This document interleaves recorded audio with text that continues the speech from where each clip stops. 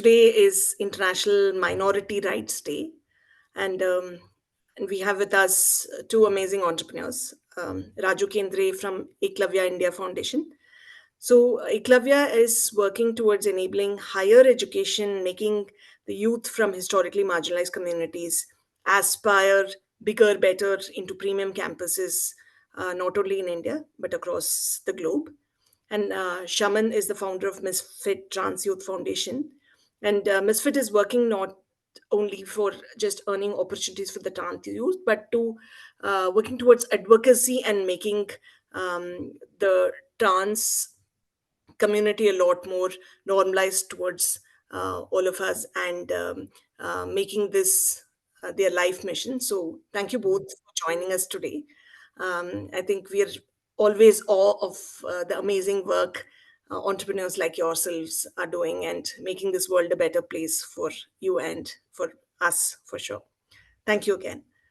So I'm just going to start off with the basic thing, right? Like, so when we're talking about minorities, one is the minorities where we are thinking minorities, smaller population, like in the case of trans youth. And it can also be in minority in terms of power. You may still have a population, but they are just minority in terms of not having their voice, and hence they're just minor from that.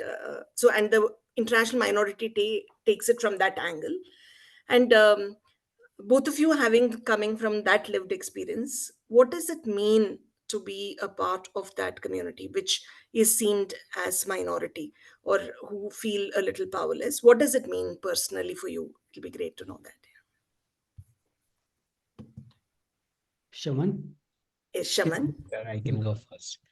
Yeah, I think in terms of, one, what you said, right? Like minority, you need not always see it as like, less in number of population, but the agency that a person has, the kind of power influence that people have on either the opportunities, what they're getting, how they're living their lives. And that's the, crux of it. And especially in my work, what we do, right? Like, because the trans community has been visible, but yet invisible in a lot of systems. And with like, I think personally, for me, being a trans man, almost comes like at the the bottom of the pyramid if you look at the whole gender structure, right? Like within the LGBTQ space, like trans communities are further marginalized. Within the trans space, like trans men have been like further invisible and like have not had agency for like eons of ages, right? That, and then combined with, I think, the complexity of intersectionality that comes in.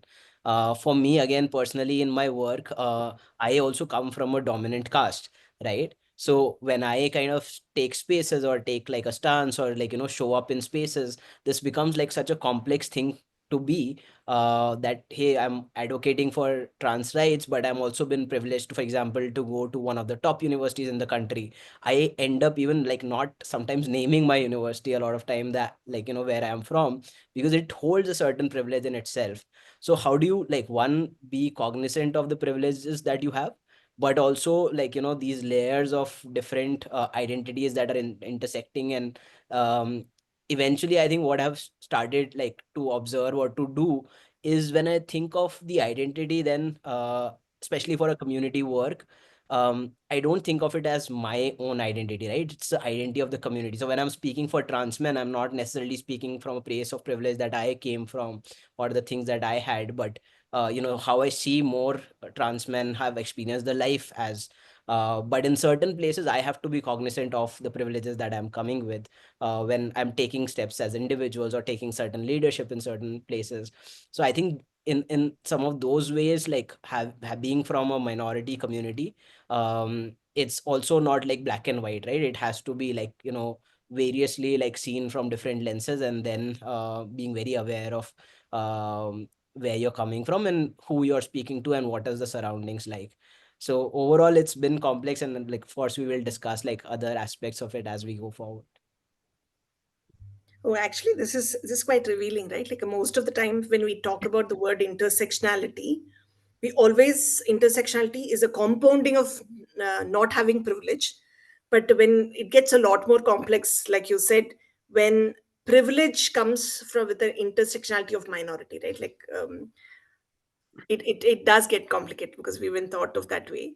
And so, Raju, from your angle, because from historical marginalized communities where intersectionality will mean then men from there, women from there, mm, then a particular geography.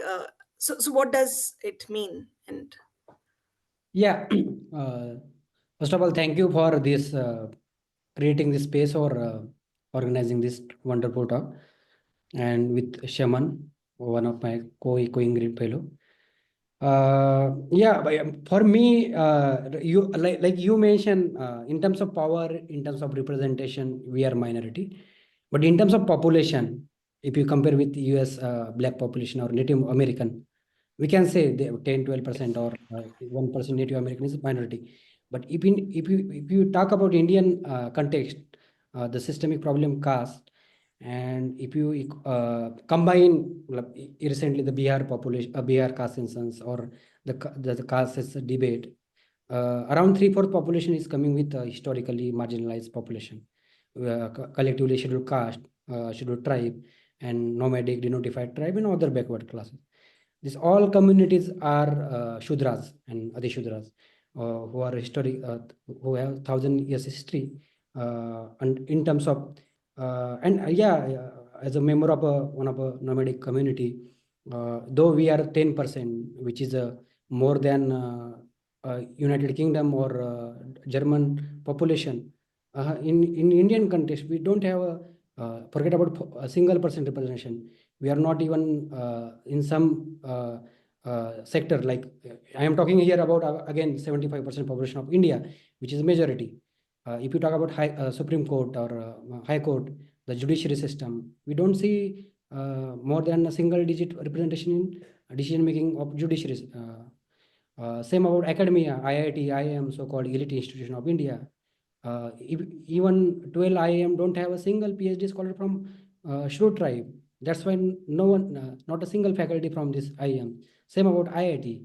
Uh, all decision-making spaces, like even development sector or social enterprise sector, not excluded from that. Though we are talking about social problems and the systemic problems. Same about policy, bureaucracy. Even if you take the examples, the representation in bureaucratic system, like secretary level, who are representing the narrative of the policy. Same about media. The recent, I think, couple of years back, News Laundry and Oxfam published the report of speaking from the margins. Not a single percent, like 1% from scheduled caste, scheduled tribe, and OBC, 75% population. The editor and the publisher, the house, media house owner is coming from certain 2-3 communities, and that's the reality of the India. And I always feel my definition is like that. We are minority in terms of decision making, and though we have the significant population in terms of we have the significant role in the nation building today and historically also. That's my definition. Mm. okay. Mm. Because it's yeah, it's giving two very interesting concepts, right? Like one is that you have a bigger population, but these bigger populations could have demanded, because you buy, just even if you were to just fight, there is enough population, but they just chose to kind of be in the background. And this historic marginalization, right, when we talk about this word of marginalization, is that it leaves behind very deep imprints on each of us, right? Like every experience as a child leaves in so we are what we are as adults Mm. because of the experiences of child. And that becomes very important when we are talking about either the trans youth or people coming from historically marginalized communities, like the denotified times, criminal tribes, and things like that. So you people have been working with those people, trying to build confidence in them and break the shackles, right?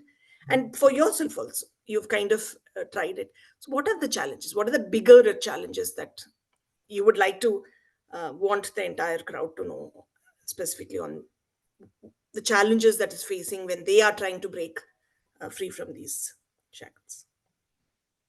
We could start with you, Raju. Oh, can I? Okay, thank you. Yeah, for me, it's like clear, first starting from the recognizing the problem, the how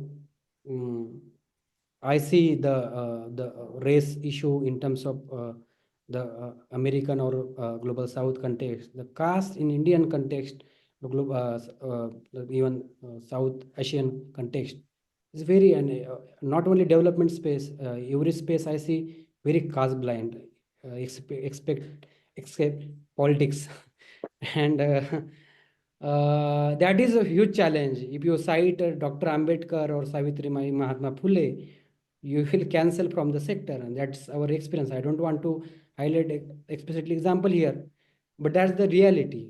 And I am not generalizing, but most of the experience we have to, like couple of years we were compromising our language in terms of the articulation of our problem or solution. And people oftenly talk about the affirmative action or reservation, so-called quota system. If you see LinkedIn and Twitter, if you, not a single day gone through like criticizing, but people don't talk about scientific data. 2% public sector government jobs, or 98% is privatized, and higher education system is still more than 50% is privatized.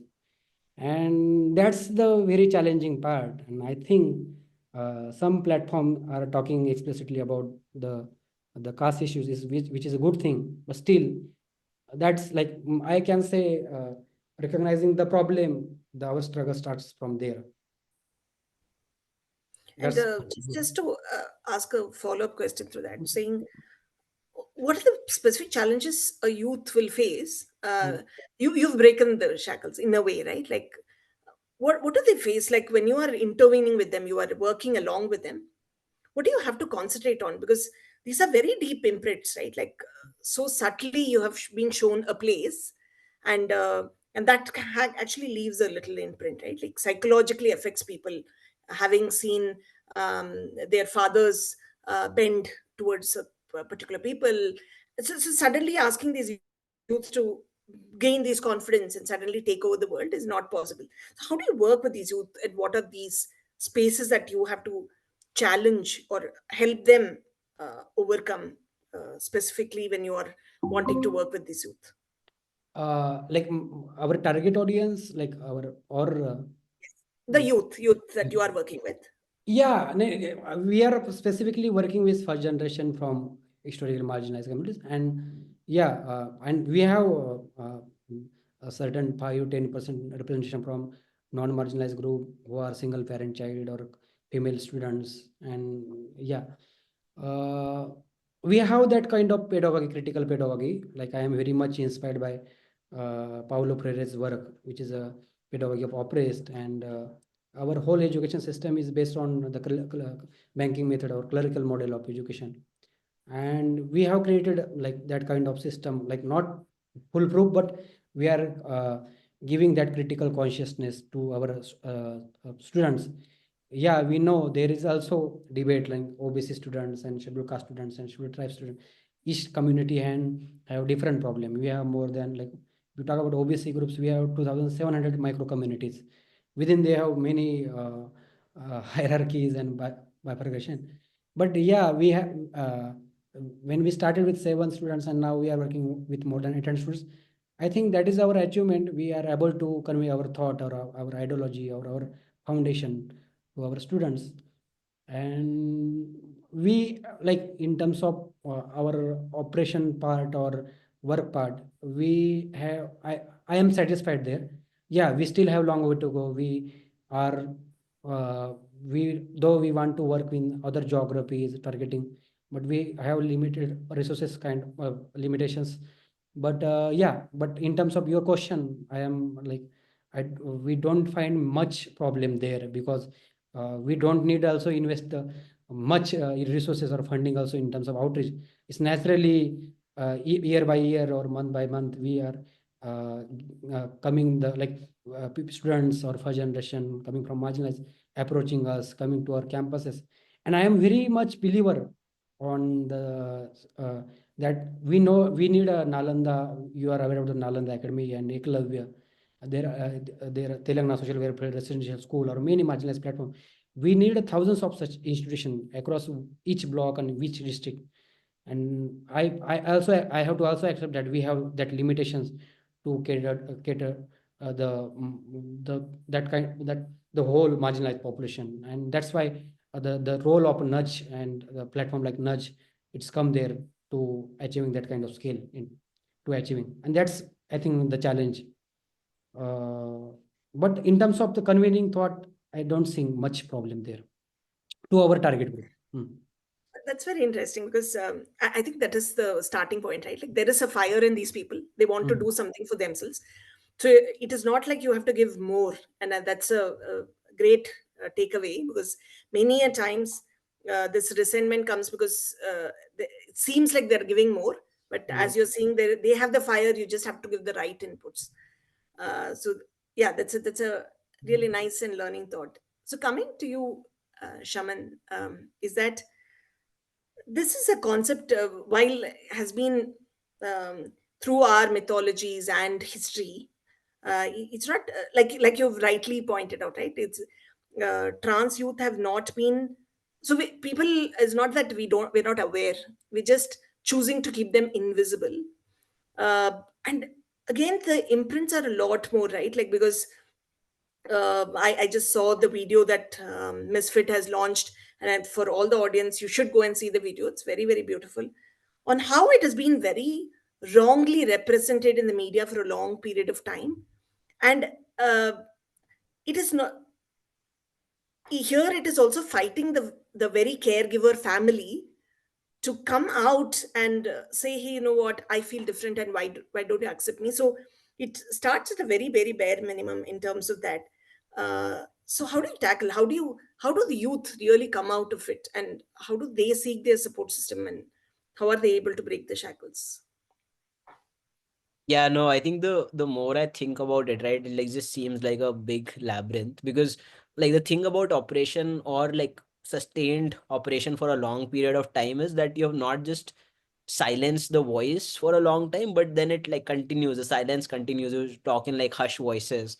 So from like the time that British came in 1800s and like called the trans community like a criminal, like included them in the Criminal Tribes Act, even after we got independence, like till 2014, like imagine, that number of years, like 60, 70 years later, is like you haven't even spoken about like all of us have had like experiences of trans people like around us or like on the streets, but nobody even like speaks like who are these people, where are they, where do they live, why do they live separately from us, right? What is this about this human that they are made to like just completely be separate? On top of that, like then media starts coming in, and if media like starts portraying the same images, and like we were discussing about these some of these movies that came out, like which again had like either like a very funny image of a trans person, you laugh at them, or like you will like see them die, or they'll be the evil person like taking over like the kids or whatever, right? And that's how stories have been told to us, like even like my mom, if you ask her today,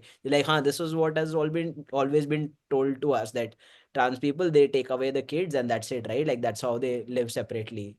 And these are all intersex people, like there's no concept of like trans that is in somebody's head, which is not true. Only like probably like less than 10% of the trans community like who lives in like say Hijra, Kinnar, and these are cultural systems that have existed for so long, that it's not even like you have kind of hidden them, it's just like you don't want to talk about them. And then to break free of that one internal phobia that has gotten created, that like I am trans, right? I remember like in 2014 for the first time when like the Supreme Court of India gave that judgment that your gender identity is something that only you can tell. And then like when the government started forming some of these acts around trans, a lot of trans men would also come out, but they would not call themselves trans. Like they would say that, oh, I've transitioned now, I'm a man, don't call me a trans, because that stigma with the word transgender was so high that even though you are by definition trans, you don't want to call yourself transgender, right? It took time since 2016, and I can see like I'm like glad to be a part of that generation that could see that change happen, right? From 40, 50 trans men that I knew around 2015, 2016, to now like the number of trans youth that I see with like a very like how the narratives are changing. They are so much more proud of their identity, right? Like a trans man now wearing a like nail polish does not feel like, oh, my masculinity in question, right? Because I chose like, or I identified with masculine, and no, this will like make me feminine, this is what I can't do. No, like they're owning up their identities much more. But it took so much more time and so many more people to come out and talk about it. So that's what I think one operation does. In our case, what happens is it's not even like, you know, that we find our communities immediately around us, unlike caste, right, which your parents would be probably from the same caste system, and then you hear them. It's like we have to find our community first, then like get that agency from like meeting each other, talking to each other. Yes, like I'm not feeling wrong, you're also not feeling wrong, maybe like there's nothing wrong with all of us. And hence, like, you know, you start talking about that aspect, that hey, we have been just like silenced for no reason. We have our own agency, we should be like you know, exhibiting our own ideas or whatever we want to be. And then like I think also what comes with all of this is so much of pressure on such a minority community to then like educate or transform such a large audience. And Right. that's what I think, like, for me is like the most tough part in this space, is that one, I mean, if like you look at it from a broad perspective, like all of us are minorities from some or the other angle, right? Like say even if all of us are Indians, we were colonized by Britishers, so you have formed like faced some form of oppression, and then still not being able to empathize with somebody else who you are then oppressing is just like mind you know, boggling for me. That why do like we not start realizing that we need to build solidarity, because it's probably only top 1% of the world that have all the privileges and like ruling everything, right? Rest of us have been in some way or the other like been the victims of this structures that we have formed around us. So in those ways, just I think finding that voice again and finding those like solidarity with other movement, like that's what I think now, even being from minority but finding solidarity in the feminist movement, in the caste movement, and you know, people with disabilities movement, that's where I feel like a lot of things can come together, and you know, we no more feel as a minority altogether. But yeah, there's like so much layers to unpack that it sometimes is just like very difficult to find that voice again. And then but I'm like very hopeful with like, you know, these changes and the youth really finding their voice, that things are changing as we like speak, and things are like improving as we speak. So, Shaman, this is a very interesting thing. So, I have a follow up for you. Is that uh, see? I think I think such a valid point you brought in, that saying that you are a minority in terms of population, and somewhere the ownership of educating the rest of them, which saying, hey, we do exist, falls on a minority. So, and then it seems like a humongous task.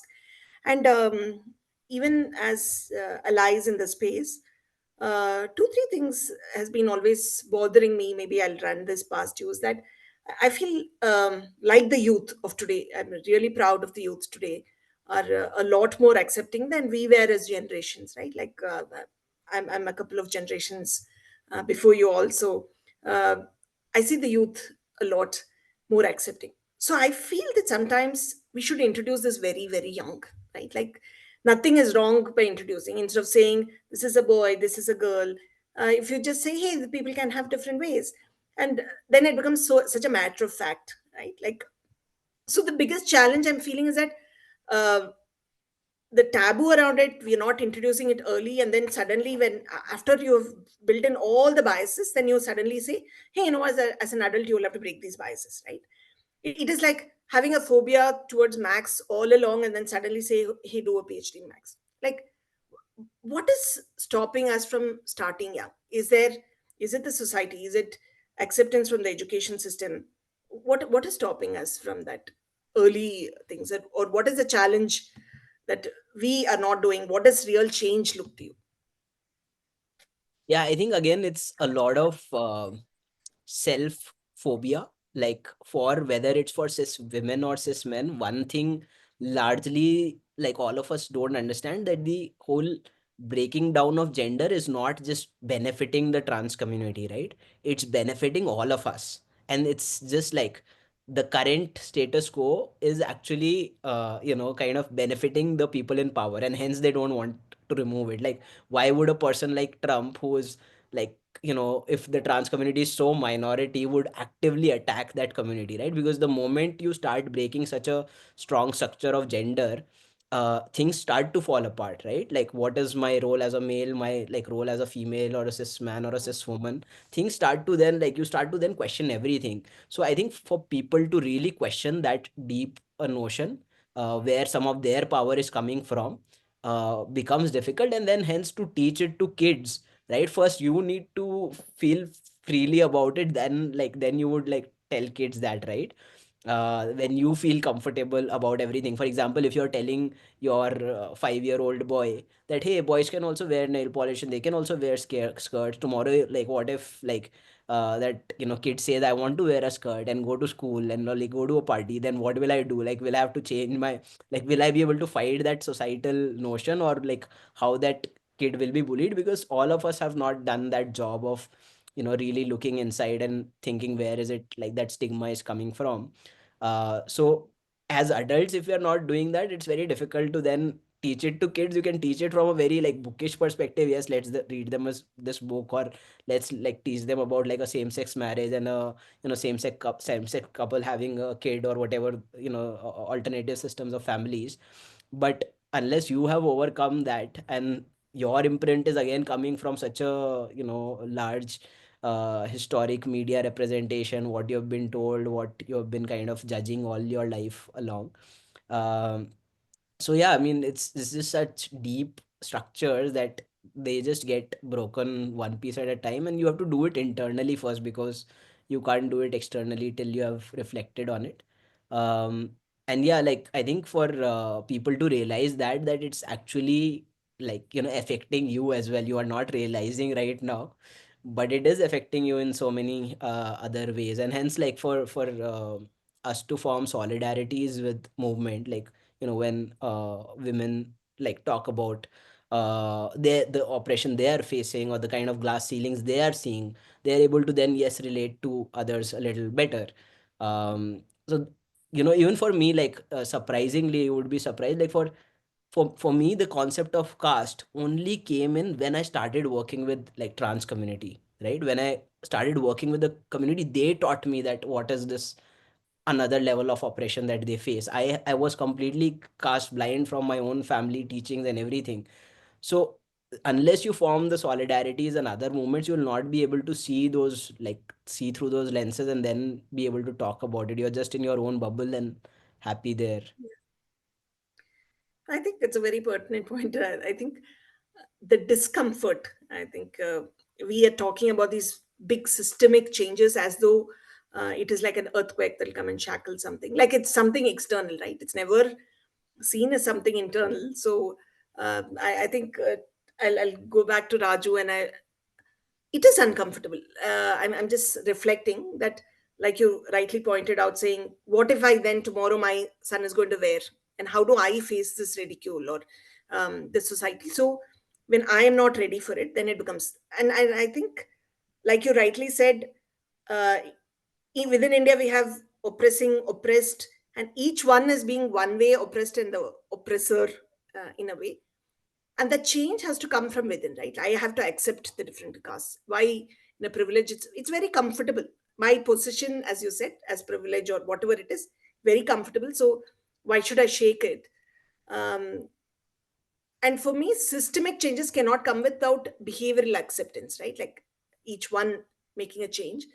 um, so Raju, just to have a little more hope on the system and things like that, how do you think uh, people have been responsive towards your movement, like Eklavya and their foundations thing, to say, hey, we understand. We may come from privilege, but we do understand where you're coming from. And has there been internal transformation? What has some anecdotal evidence as well that says, hey, you know what, this is what it meant. And people have done that internally. And what does it take to mass customize this internal change? Okay. Can you simplify the question? Because So I'm just saying, do you have any people who you worked who have not faced this kind of an oppression by themselves after working with you? has kind of undergone this transformation, and then they rally behind your cause. I'm sure a lot of them Yeah. that you would have met. And what is it that they bring to the table, right? And what do you expect of those people?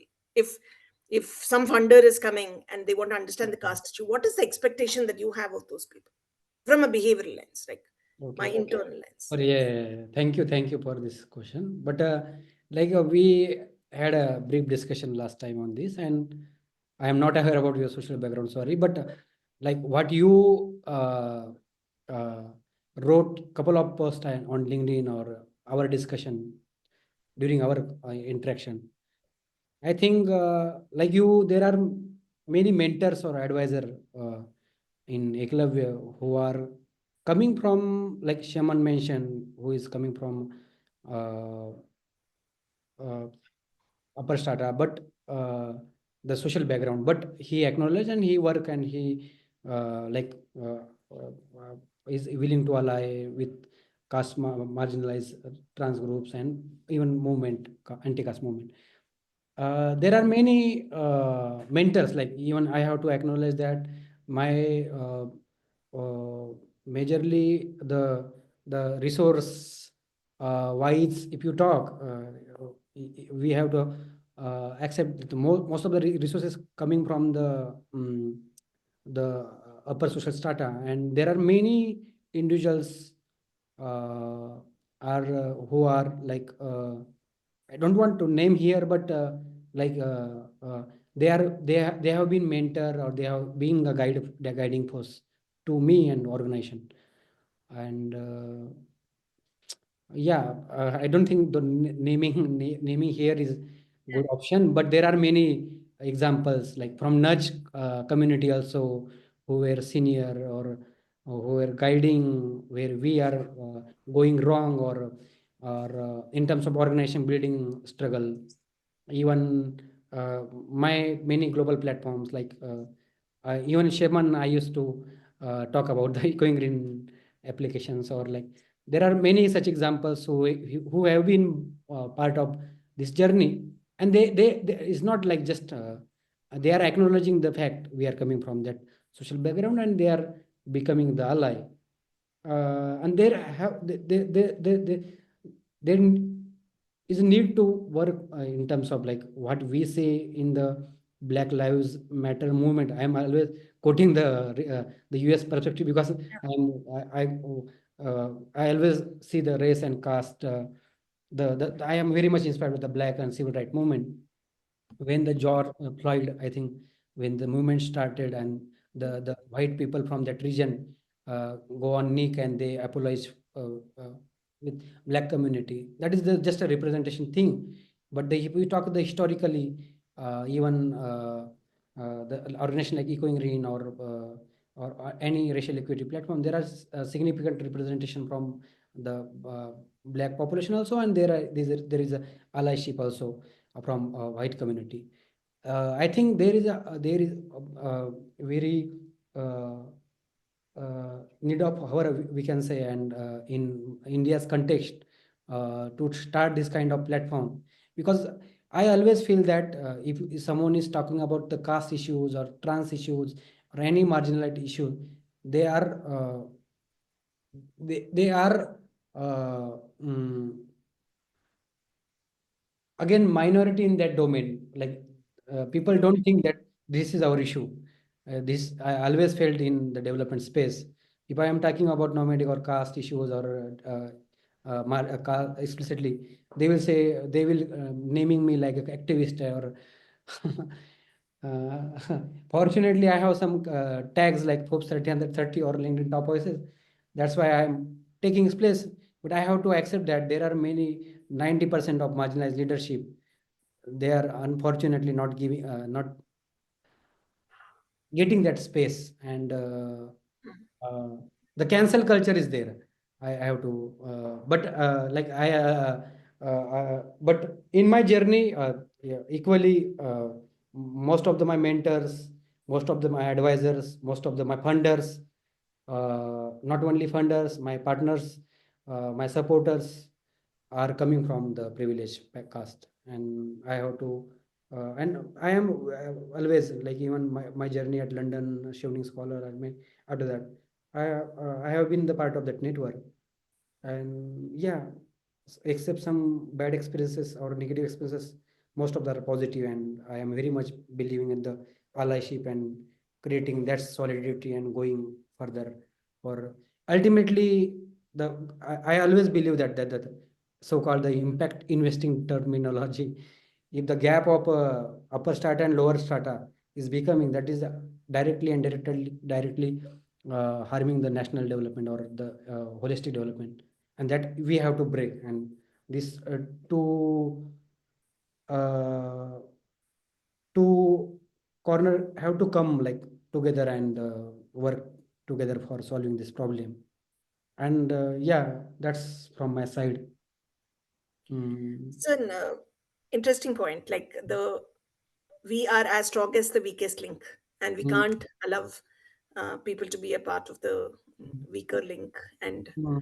uh, yeah, that I Sorry, I so am not elaborating, like I'm not able to articulate, but yeah, like I always believe that, yeah, like even in last when we met with I met with Shaman, we had discussion on briefly discussion on this. And I am very much like I am not also very much expert on like I am not aware about, but I always see the in my village I always see the trans community, like even the small issues like menstrual hygiene uh, uh, uh, or the accessibility, or like even if you're talking about any issue like health or trans community, the marginalized within, like we say double discrimination now, the Mhm. 𝗕𝗂𝗵𝗂𝗧 got the American prize, that discrimination I always see in the villages or the like region like the central belt, and yeah, I have to also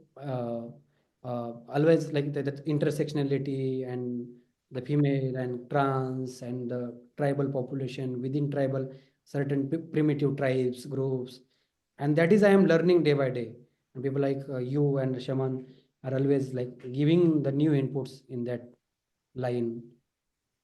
But sorry, I am not like able to framing that, but I No, hope. no, I think you've gotten a valid point, right? Like, I think one, I think, which Shaman had also mentioned, is that uh, each of us come with our own issues, Mm. but solving that issue also makes it better for others. Like he talked about, Shaman talked about cisgenders.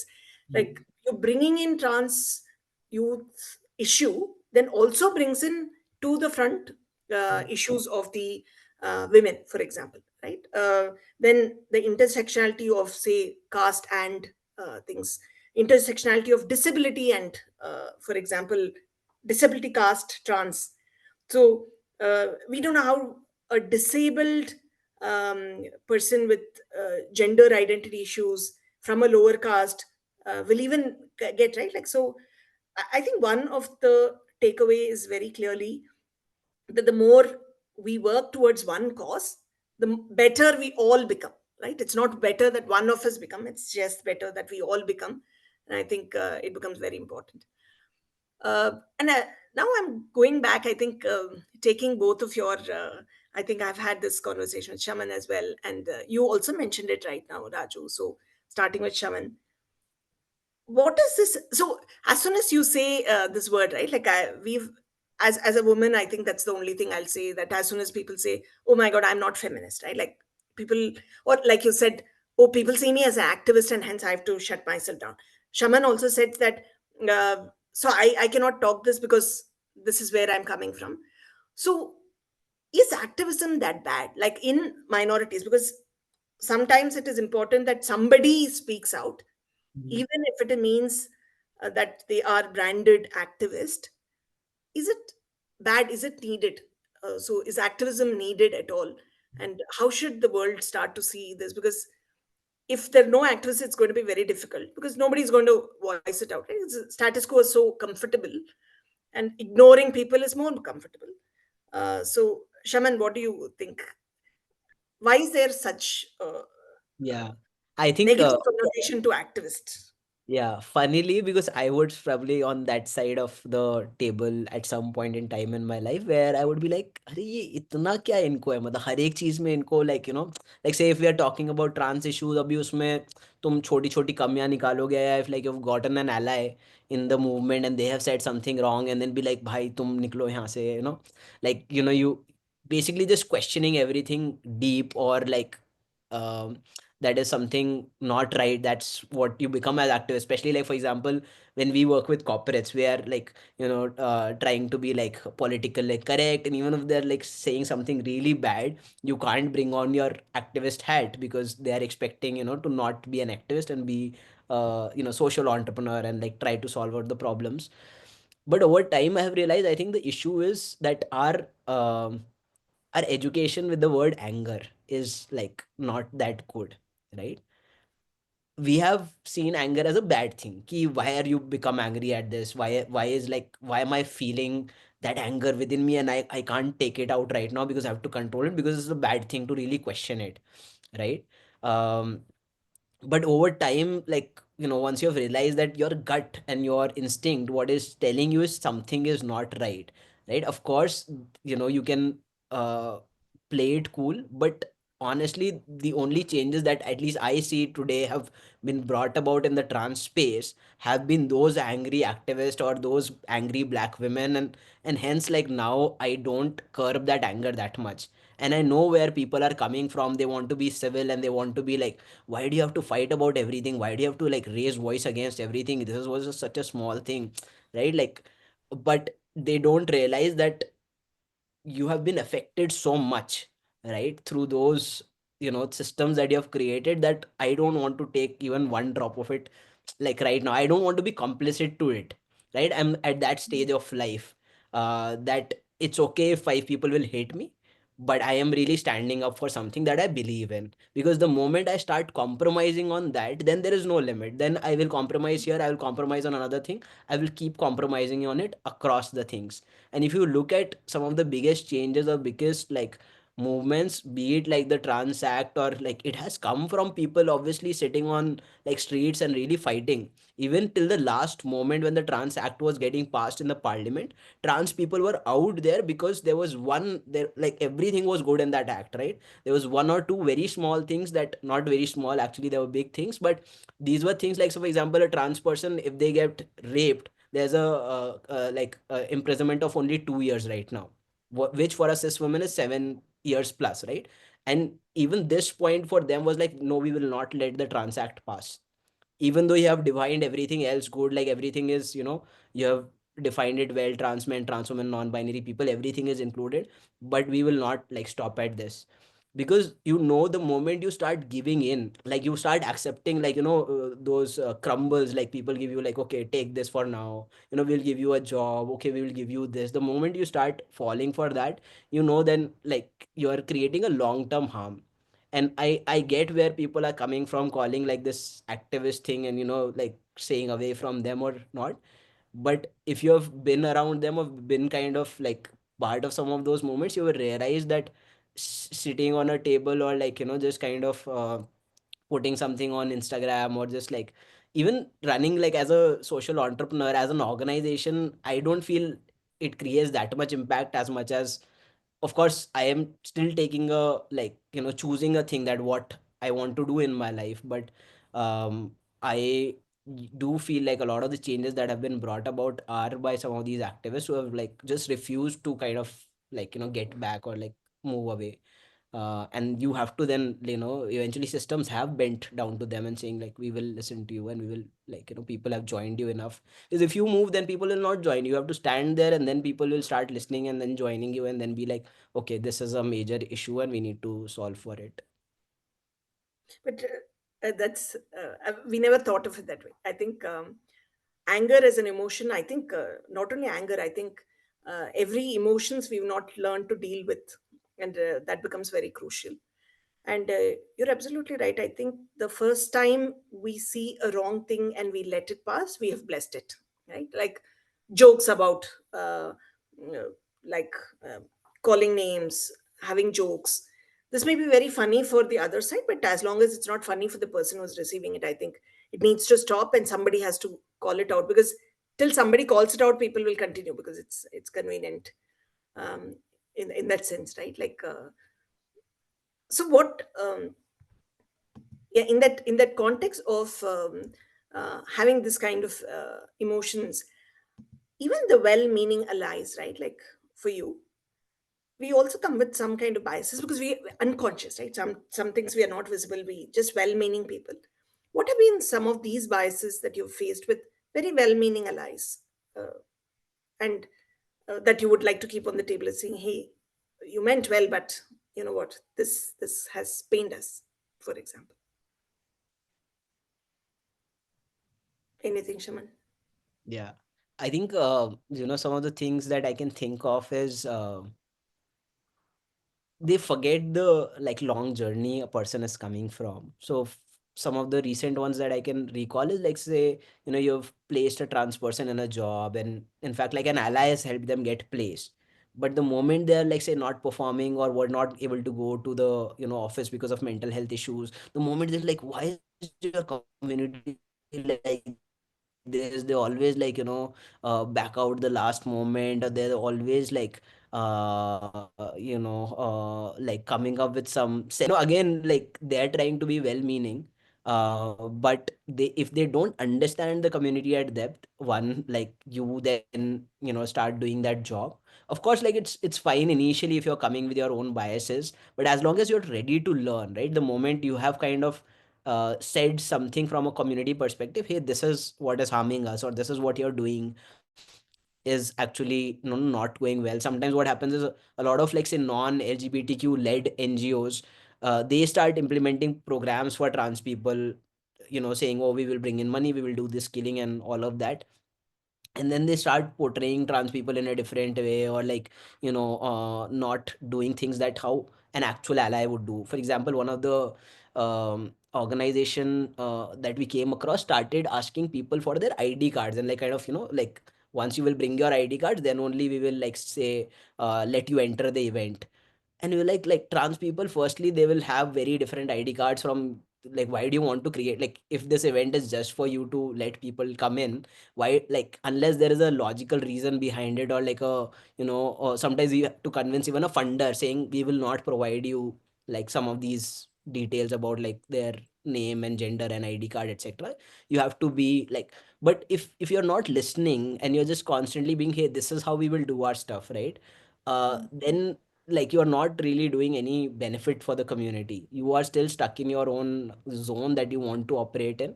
Those people, then we start moving away from saying you're not an ally. You can try and like pose yourself as an ally as much as you want, but the moment you stop listening to the community and be like, this is how we have been operating, this is how we will operate, we will, and just like bring in, like, sometimes they bring in logical reasons behind it. There was like a job fair that they wanted to hire trans people, and they said like, no, their legal name is required in our form. And we like, see, legal name comes at the very end when the person has been interviewed, they want to be onboarded. We will deal at that with that point in time. Right now there is no need for a person to make you like, why do you want anybody to feel uncomfortable putting their preferred name and then even their legal name?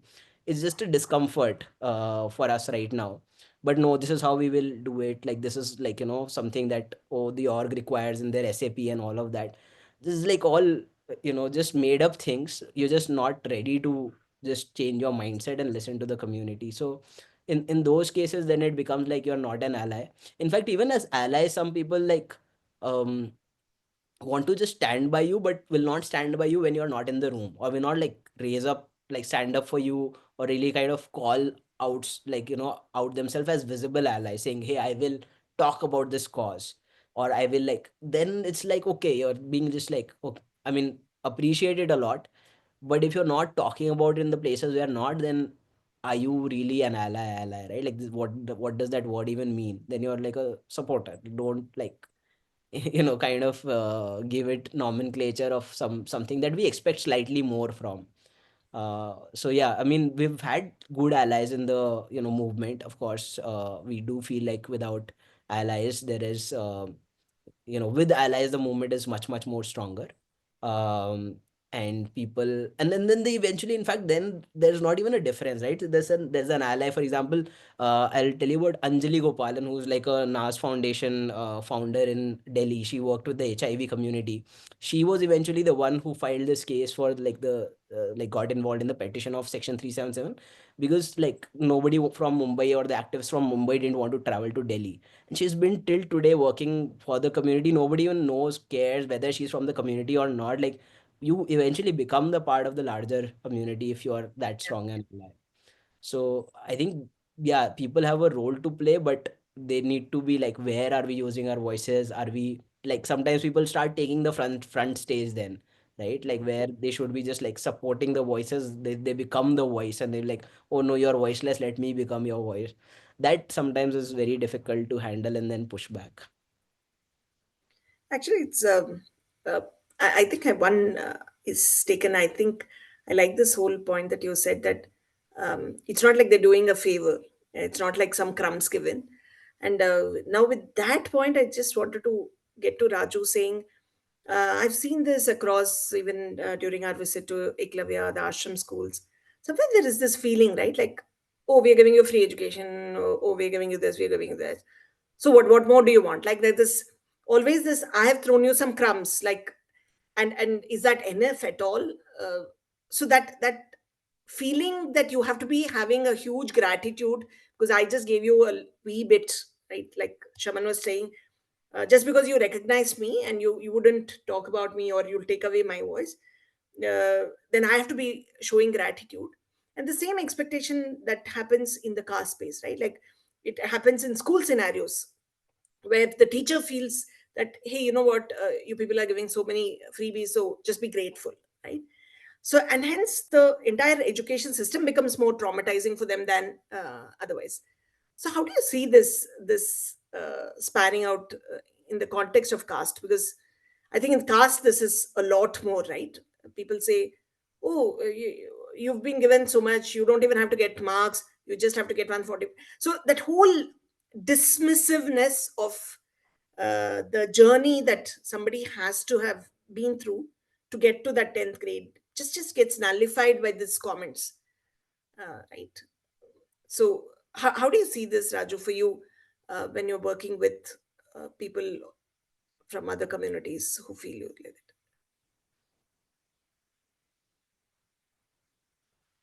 that? Raju, you're on mute. Sorry.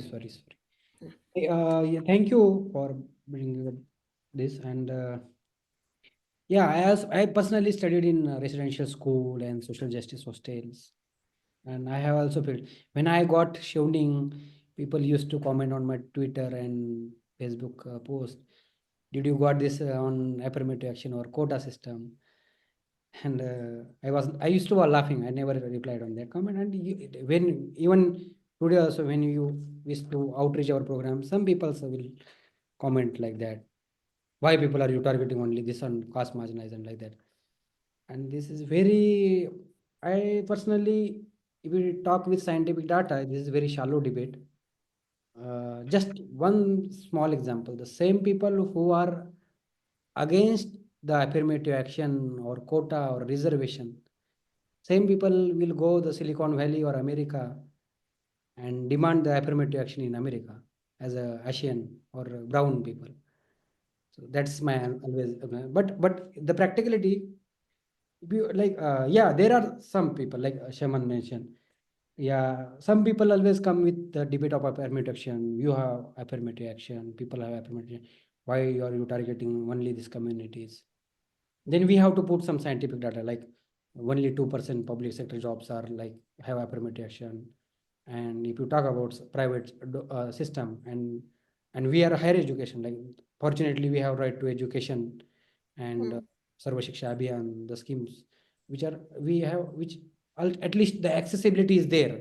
We can debate on the pedagogy and quality of higher education, but at least if you went to as you mentioned about the tribal residential school, and through right to education we have accessibility across. If you went to northeast or the Kargil or southern part or even tribal belt in Odisha and Kaland, we have, but in terms of higher education where we are working, Just want to cite one data, the Ganesh Devi, one of the famous social researcher and writer, who is founded Bhasha Academy, which is based in Tejgarh, Gujarat. They interestingly did a wonderful study on NTD. I'm also writing a piece which I think will publish in IDR coming week. And there are certain communities like Wadar or Pardi or Chapparban from Muslim. They don't have a forget about higher education. We have also acknowledged that we have to need the change our strategy at Eklavya. There are certain communities don't have a single person representation in higher secondary also. Forget about 11, 12 college, junior college, and undergrad and postgrad and PhD. They are we are debating our CA NRC. They are also in within the country.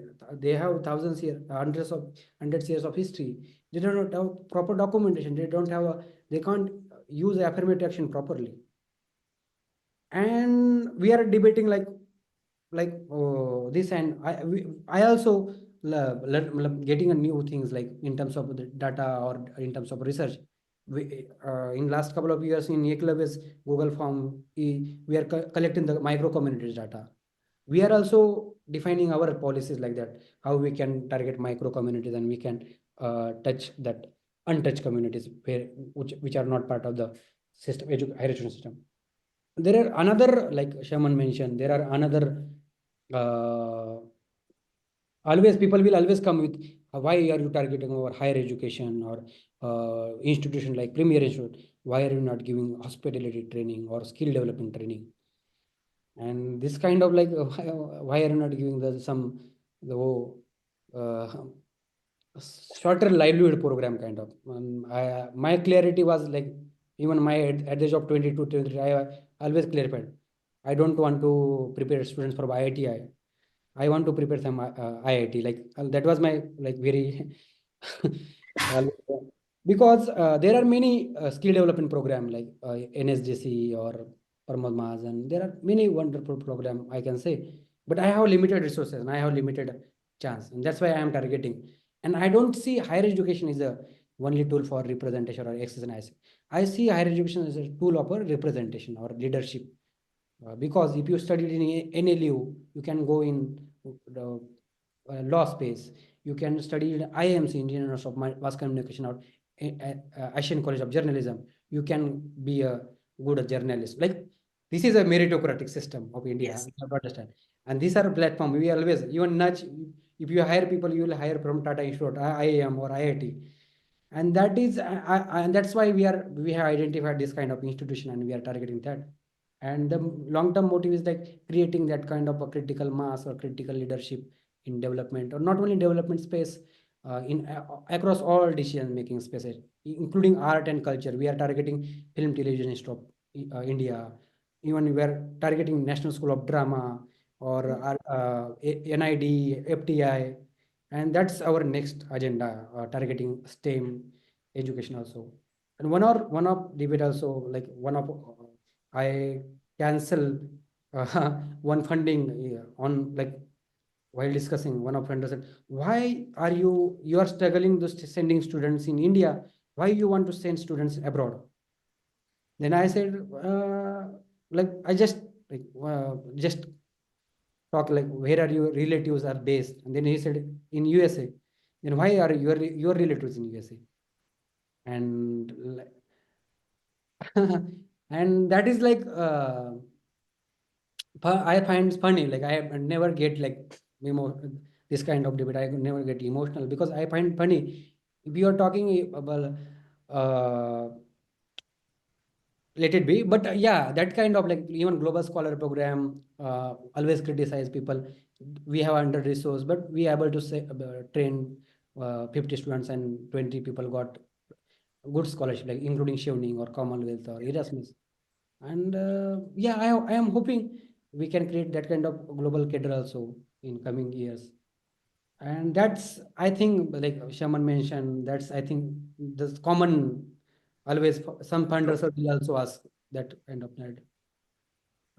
But sorry, I hope I am able to convey No, some. I think you have. I think one of the things I realized is that the very so the best people, whoever is there, who are supposed to be allies, if they feel that why not settle for the bare minimum, just because that just shows the lack of imagination from their end rather than from the. So you're talking about a huge youth population in whichever identity they are, whether it is caste or gender or disabilities, but they have a fire, and it is important that we acknowledge, and then not have something very bare minimum because we feel that that's all they are capable of, is totally not addressing the issue. I think you brought that to the limelight. So we just have the last 3 minutes. Quickly want to say, despite all of this, right? Like Shaman also talked about this absolutely complex layers. When he talked about, I can visualize the big complex layer that we have to unravel. And you talked about saying even within the caste, right? The works that you have been doing, you're still uncovering castes that are non-existent or even blind to people like you. In all of these adverse scenario, tell me one thing that gives you hope, that why you're doing, because I think this is something I would like everybody to leave with, is that what gives you hope, right? Like, what is that one thing that gives you hope? So Shaman, do you want to take the first bit? What's giving you hope?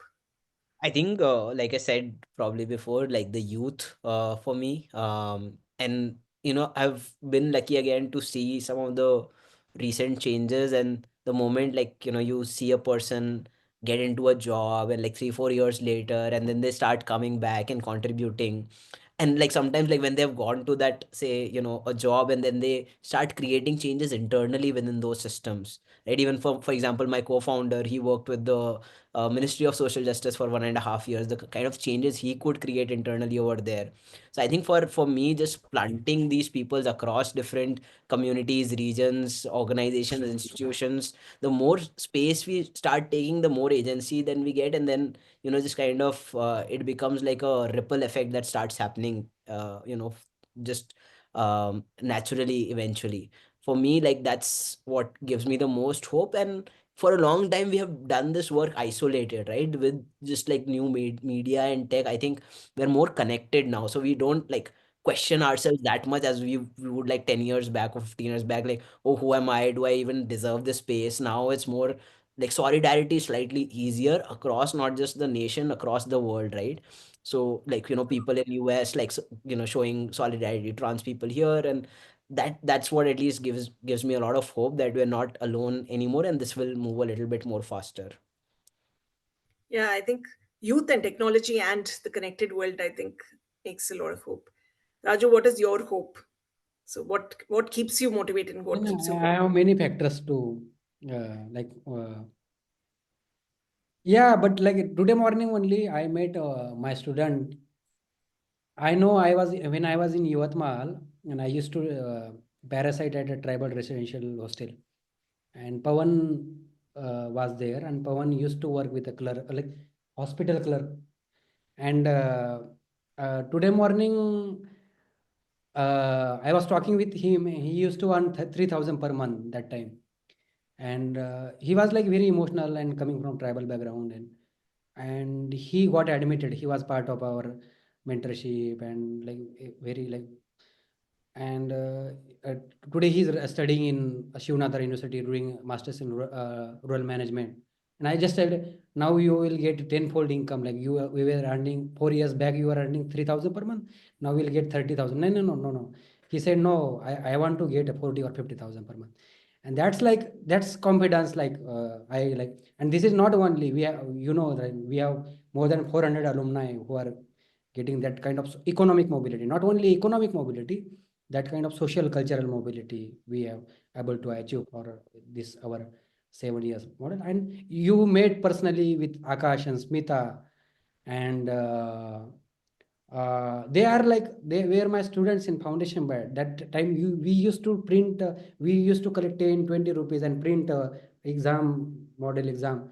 Now fortunately we have good resources, and we are able to support end to end, like not only mentorship and training, we are supporting scholarship also.